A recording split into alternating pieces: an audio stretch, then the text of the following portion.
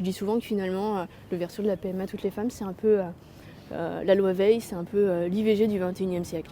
La possibilité pour toutes les femmes de disposer de son corps pour concevoir un enfant. Bonjour, je suis Catherine Michaud, je suis présidente de Guélib, je suis également secrétaire nationale au mouvement radical, je suis secrétaire nationale à la laïcité, aux libertés et à l'égalité des droits. De la colère, bien sûr, beaucoup d'énervement, parce que la PMA pour toutes, déjà de quoi on parle, c'est avant tout la liberté pour toutes les femmes de pouvoir disposer de leur corps pour concevoir un enfant, quelle que soit leur sexualité ou leur régime matrimonial. Parce qu'aujourd'hui, la PMA pour toutes elle existe déjà en France, elle est déjà autorisée pour les couples hétérosexuels qui ont des problèmes de fertilité, globalement. Et là, on parle juste d'étendre son champ d'action aux couples de femmes, aux couples de lesbiennes et aux femmes célibataires. Tout simplement, la possibilité, la liberté de disposer de son corps pour faire un enfant et de faire famille.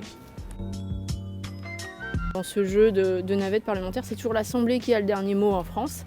Et donc je pense qu'en toute cohérence, l'Assemblée nationale qui avait initié ce texte va réintroduire cet article premier qui ouvre la PMA à toutes les femmes dans le texte, puisque là il a été rejeté, donc supprimé du texte en deuxième lecture au Sénat.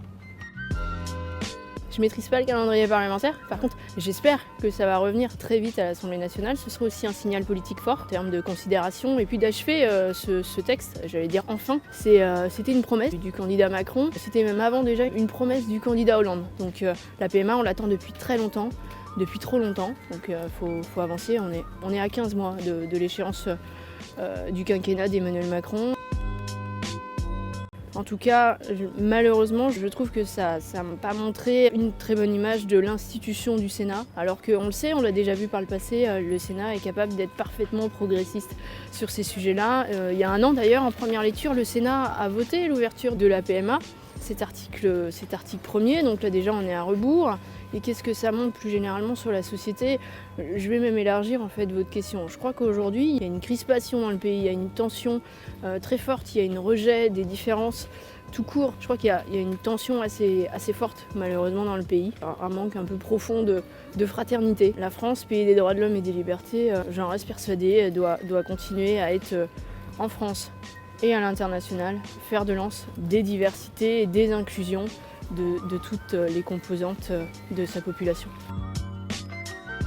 Pourquoi il ne va pas assez loin? Parce que malheureusement, il met de côté certaines situations. Il met de côté les personnes trans, par exemple. Les personnes trans ne sont pas prévues dans ce projet de loi sur l'accès à la PMA pour toutes. Et puis également ce qu'on appelle la PMA post-mortem, c'est-à-dire qu'une femme puisse achever son projet de faire famille avec les gamètes de son défunt mari.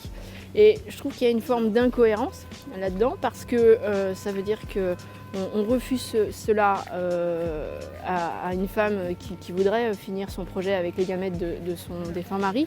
Mais par contre, demain, en tant que femme célibataire, comme veuve, elle aura accès à la PMA. Comme femme célibataire, mais avec les gamètes d'un tiers donneur. Et puis on a aussi un sujet de désaccord sur les modalités de filiation de ces futurs enfants à naître, ou à Guélib et avec d'autres associations comme le planning familial, comme l'association des parents et futurs parents gays et lesbiens, la PGL, et d'autres, on militait pour ce qu'on appelle l'extension du droit commun, c'est-à-dire qu'aujourd'hui, le système de reconnaissance et de mise en place de la filiation des enfants, qu'on puisse le dupliquer et l'élargir à toutes, à tous, à tous les enfants, et aussi les enfants nés de PMA demain, par des couples de femmes ou des femmes célibataires. On ne l'a pas obtenu et on arrive même à avoir un mode d'établissement de la filiation pour les couples de femmes dédiés chez le notaire, et en tout cas ma vision du système républicain en France n'est pas de créer des dispositions spéciales à part pour une catégorie de la population. C'est une forme de discrimination.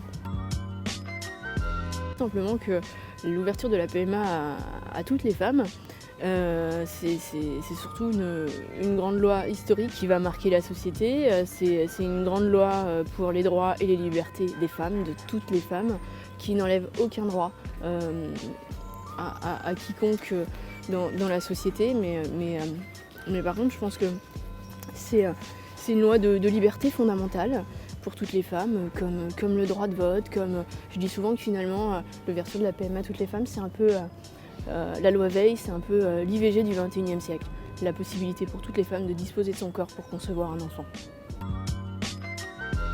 Il n'y a jamais de bon moment pour légiférer sur les sujets de société. C'est juste un sujet de courage et de volonté politique. Et voilà, Monsieur le Président de la République, on vous attend, des milliers de femmes vous attendent sur le sujet et attendent de pouvoir bénéficier en France, pays des droits de l'homme et des libertés, de cette nouvelle loi.